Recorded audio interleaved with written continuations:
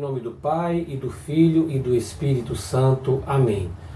Olá, caríssimos irmãos e irmãs, sejam bem-vindos a mais um vídeo do nosso canal Guardiões da Fé Católica. Se você não é inscrito no canal, se inscreva e compartilhe esse vídeo com o maior número de pessoas possível, para que eles possam ter acesso a informação católica segura e de qualidade.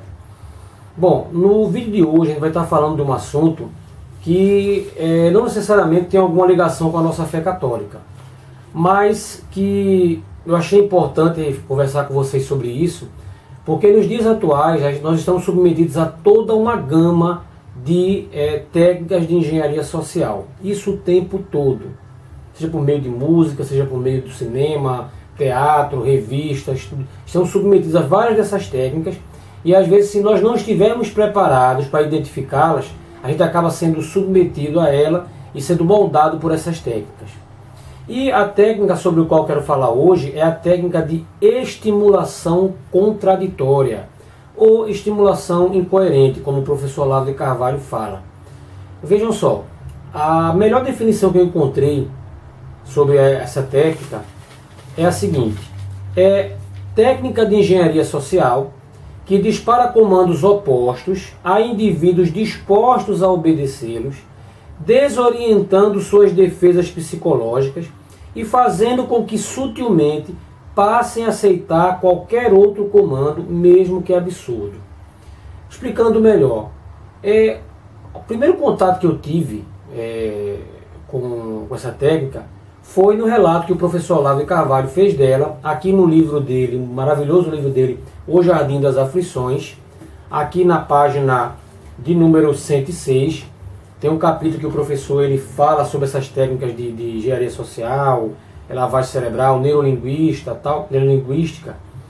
e ele fala aqui na página 106 sobre as experiências que foram realizadas pelo neurofisiologista russo Ivan Pavlov, que viveu ali entre 1849 e 1936. Pavlov ele é o descobridor dos reflexos condicionados pelo jogo estímulo-resposta.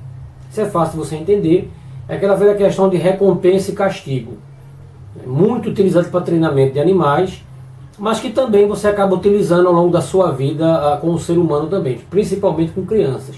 Fez o que é certo, eu ganho um prêmio, fez o que é errado, eu ganho um castigo ou não ganho nada. Isso aí não teria tanta relevância se ele não tivesse descoberto uma segunda, se a pesquisa dele não tivesse avançado para um segundo ponto, que é a técnica de estimulação incoerente. Como é que ele percebeu isso? Ele verificou o seguinte: no laboratório, toda vez que acendia uma luz vermelha na frente de um cachorro, o cachorro ganhava um bife. Sempre fazendo isso. Luz vermelha, cachorro ganhava bife. Ficava fazendo isso o tempo todo. Aí você tem os reflexos condicionados. Isso é fácil de entender que o treinamento dos cães é feito dessa forma. Só que ele percebeu que quando ele acendia a luz, antes de mostrar o bife, o cachorro já estava com a boca salivando. Isso, opa, tá perfeitamente condicionado. E aí ele começou a fazer o seguinte: ora acendia a luz e não dava o bife, ora dava o bife e não acendia a luz, e ficou fazendo aquela coisa completamente sem padrão e aleatório. Percebeu que o cachorro ficou praticamente pirado. O cachorro passou a agir de forma diferente do que ele habitualmente agiria em condições padronizadas. Então o cachorro começava a, por exemplo, ter raiva do dono, ficar agressivo ao dono, que ele gostava, e ao mesmo tempo ele ficar dócil ao funcionário do laboratório a que ele detestava. O comportamento do cachorro ficava maluco. E esse tipo de técnica, pessoal, por incrível que pareça, ela tem sido utilizada na sociedade atual da gente. Já eu não consigo perceber isso. É fácil você conseguir perceber. Vejam. Observe como ao quem tem sido submetido. As mesmas feministas que vão para a rua pedir respeito, teoricamente pedir respeito, pedir direitos, elas vão com os peitos de fora. Algumas vão até com grade no rosto. As mesmas feministas que ficam dizendo que uma cantada de alguém é um tremendo machismo, é praticamente um estupro psicológico, elas acham, por exemplo, um clipe de Anitta uma coisa mais bonita do mundo.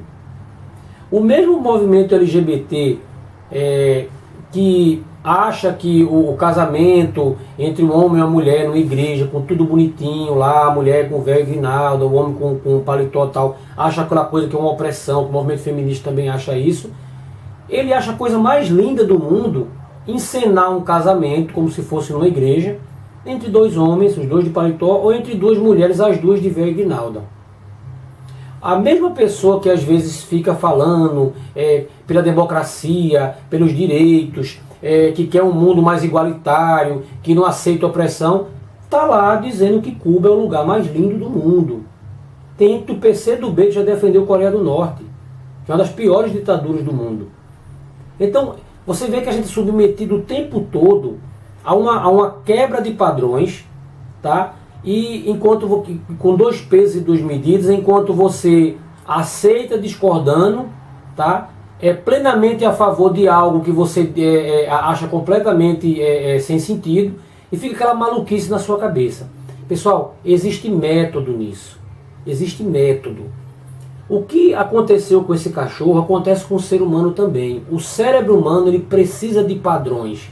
Ele precisa enxergar uma lógica, enxergar uma harmonia, enxergar uma ordem, para que ele possa aprender e ele possa realmente conviver em sociedade. Se você começa a tira completamente a noção de verdade, a noção de lógica, a noção de harmonia, a noção de uma ordem natural, isso gera uma insegurança terrível na pessoa. A pessoa fica extremamente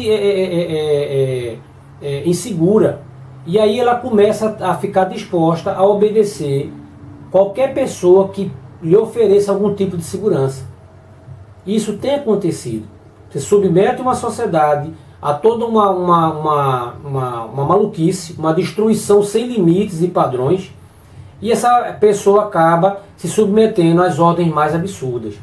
Você consegue ver isso dentro das faculdades. Eu vejo esquerdista aí que você vê que o cara é completamente maluco.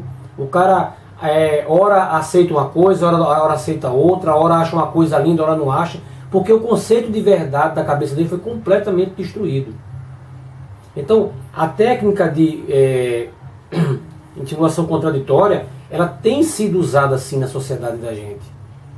Um livro que trata bem disso aqui, é uma ficção, mas é um livro que foi bem profético em relação ao tempo que a gente está vivendo hoje, é o grande clássico do escritor George Orwell, 1984. Eu não vou fazer a resenha do livro aqui, que seria muito longo, mas George Orwell imagina um mundo, né, onde você tem uma ditadura implantada, estou resumindo, e em que o controle é exercido de uma forma completamente plena. E ele mostra que o partido que dominava, que era o Socialismo, que era o socialismo inglês, esse partido ele desenvolveu uma série de técnicas de controle de massa em que ele justamente usava a estimulação contraditória.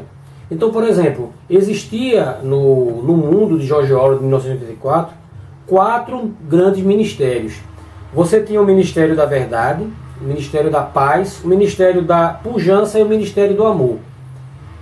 Só que o Ministério da Verdade cuidava da mentira, o Ministério da Paz cuidava da guerra, o Ministério da Pujança era responsável pela escassez de alimentos e o Ministério do Amor é responsável pela tortura. Então, assim, tudo nesse mundo era uma coisa completamente contraditória. Por quê? Para evitar que a pessoa desenvolvesse padrões e conseguisse pensar e perceber a situação que ela estava vivendo. Ele fala também, no livro dele, sobre alguns tipos de técnicas que eles impunham à sociedade, sobretudo aos membros do partido, para que a pessoa perdesse a capacidade de poder raciocinar. Então, por exemplo, tinha uma que era crime e interrupção, que ele definia como significa capacidade de destacar, como por instinto, no limiar de todo pensamento perigoso, todo pensamento perigoso. O conceito inclui a capacidade de não entender analogias, de deixar de perceber erros lógicos. Então era uma técnica que era ensinada para que quando o cérebro daquela pessoa começasse a estabelecer um padrão, uma lógica, havia uma espécie de mecanismo neurológico que travava esse raciocínio e impedia que ele avançasse. Havia uma outra técnica que era a de Aqui, o duplo pensamento. Isso aqui tem sido utilizado plenamente no mundo atual. Significa capacidade de abrigar simultaneamente na cabeça duas crenças contraditórias e acreditar em ambas. Isso aqui já está sendo aplicado, pessoal. Isso é a coisa mais comum que a gente está vendo hoje. Eu já consigo conversar com um esquerdista e eu fiquei em ponto de enlouquecer. A pessoa concordava, discordando, apoiava e ao mesmo tempo dizia que aquilo ali era uma coisa absurda, dizia que algo era bom e ruim ao mesmo tempo. Conseguia manter na sua mente dois tipos de crença altamente contraditórias e não via nenhum problema nisso. É o duplo pensamento previsto por George Orwell. E havia uma terceira técnica, que isso aqui os membros, os principais líderes do partido tinham que manter, que ele chamava de insanidade controlada. Então, os membros do partido, que estavam nos cargos de comando, eles, ao mesmo tempo, eles sabiam que aquilo ali era tudo aquilo que estavam falando era mentira, mas ao mesmo tempo eles se convenciam da própria mentira. Existe um estágio do mentiroso, que eu já vi muitas vezes, sobretudo certos políticos, em que você fica impressionado como ele consegue falar de uma maneira tão convincente coisas completamente absurdas. Você fala assim, mas é impossível que esse cara possa estar acreditando nisso. É porque a mente dele já foi treinada para acreditar na própria mentira. É uma espécie de insanidade controlada. Eu sei que é mentira, mas eu consigo provar para mim mesmo que é verdade. E aquilo ali não é mentira. E aí eu consigo exercer o controle sobre as outras pessoas. Então, pessoal, essa técnica ela tem sido utilizada ao lado de tantas outras, passa de maneira imperceptível. Eu vou mostrar algumas fotos para vocês aí. Por exemplo, em que você tem uma mulher que começa a retira as mamas, começa a tomar hormônio, desenvolve barba, corta o cabelo, fica praticamente com toda a aparência externa masculina. Tem um homem que faz exatamente o contrário, né? Ele toma algum tipo de toma hormônio, deixa o cabelo crescer, pinta de louro, se maqueia, toma hormônio para poder deixar as coxas mais redondas e tal. E o que acontece? Esses dois vão morar juntos. Só que eles não tiraram os órgãos sexuais. A mulher com a aparência de homem tem o útero, tem a vagina, o homem com a aparência da mulher continua com o pênis, só que aí de repente quando eles decidem que querem ter um filho, né, param de tomar certos hormônios ali, tem uma relação e gera uma criança. E aí você vê um cara barbudo, com um barrigão, e uma que parece uma mulher,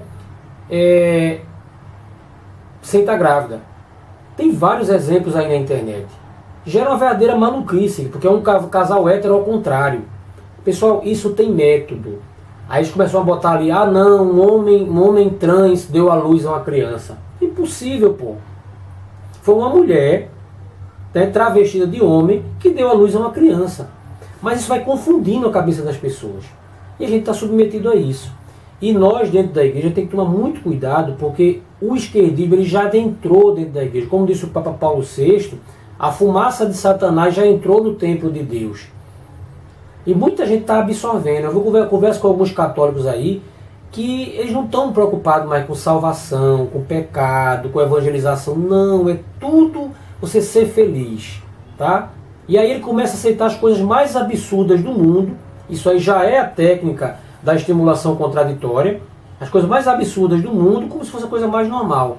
A estimulação contraditória, ela destrói a sua capacidade crítica.